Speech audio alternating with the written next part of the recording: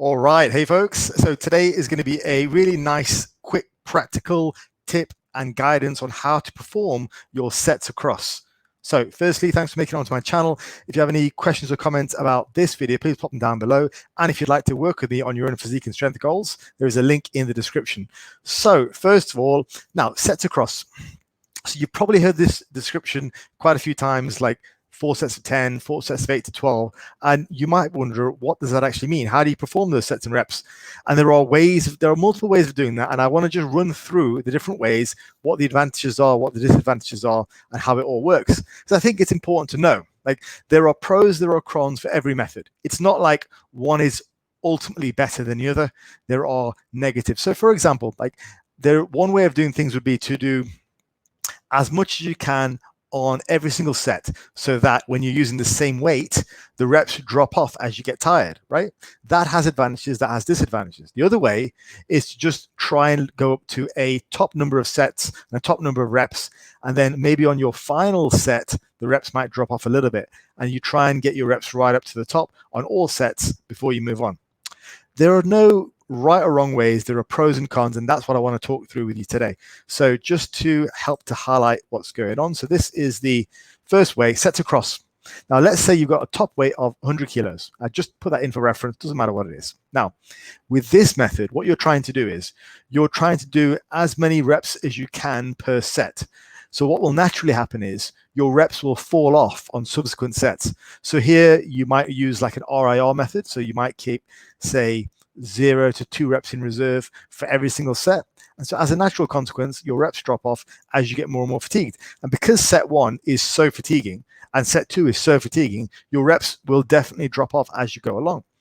Now, the advantage here is all sets are either closer to proximity to failure or they're closer proximity to where you want them to be. So you can control the sets via your RIR, reps in reserve, or just going to failure.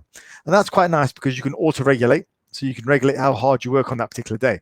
So if it's a deload, for example, you might want to go, say, 3 to 4 reps in reserve. Or if you're going all out, right, you might want to just take things to like 0 RIR or to failure. And every set to failure means you're going to start off with a relatively high number of reps and go it again and again and again. So it's quite nice. And the other nice thing about having just one weight and sets across, and this applies for both, is that you don't need to get up and change the weight every time you finish a set. You do the set, you just rest up, you try not to die, and then you rest, and then it's your next set, and you go it again and again and again. It's a very efficient way of getting a lot of work in. Now, the downside to this approach is that it needs a greater focus on form and intention, because otherwise you can get very much caught up in just performance. So it's like, because inherent in this method is like every set has got to be pushed to the limit.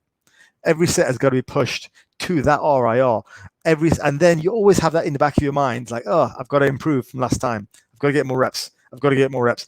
So there's more of a pull towards you potentially taking some shortcuts, maybe loosening up on form a little bit, maybe going a little bit quicker, just to kind of get a bit more reps, few more reps out that you might not necessarily deserve. Now, the downside to that is it can potentially be a more stressful way of doing things, which can mean if you're a little bit more prone to injury, this is probably one that you need to think about a little bit more carefully. It might not be that suitable for you. So this is a method which is increasingly popular now, and it's popular with the guys from Renaissance Periodization and whatnot. So it's becoming more and more popular in the evidence-based crowd, and a lot of them are young guys who are, healthy, and they should be pushing hard because that's generally where they're at in their training lives.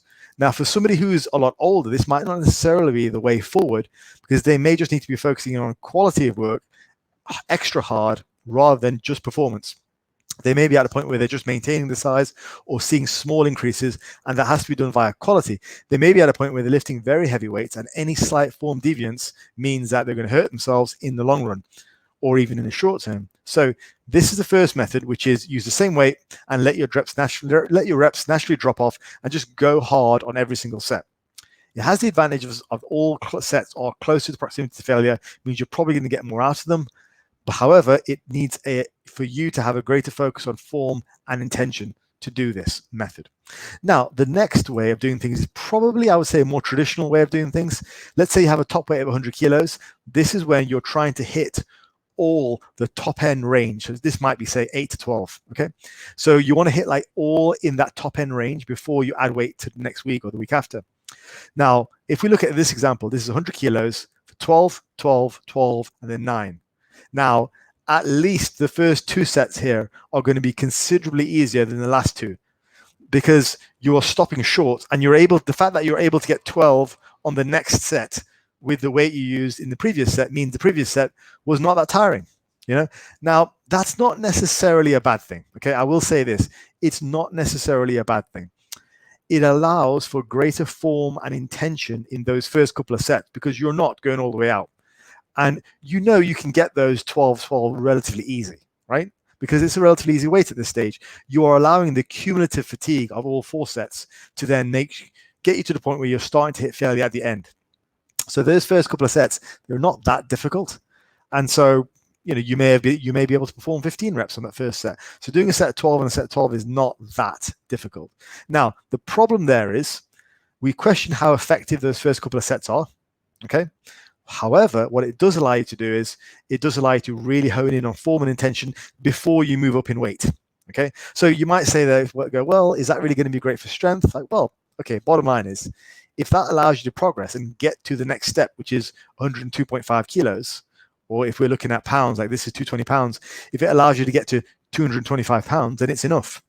And so whether you use this method or whether you use the first method to take you from where you're at now to say 40 to 100 pounds more than what you've been doing currently within 6 months or a year, it doesn't matter what method you use. In the end, the results are highly likely to be the same.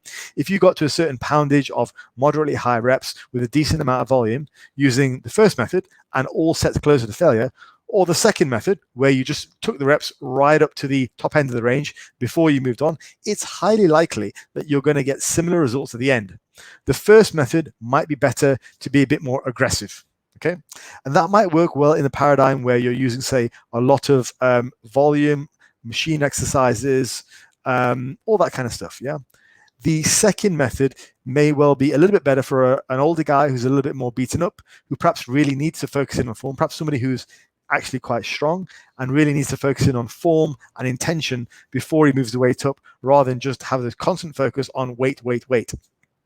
If you're a guy who's been doing one method for a while, it might behove you to try a different method and just keep your focus still on progression. But that's 2 very different ways of performing your sets across. And there are pros and there are cons, and it's worth mixing it up every now and again. But I would say bottom line is they're both acceptable ways of doing things. That's the first thing. But also they are probably more and less useful, more or less appropriate, depending on where you are in your training advancement and your years. All right, folks, hopefully that was a useful tidbit. And yes, I will speak to you in the next video. Take care.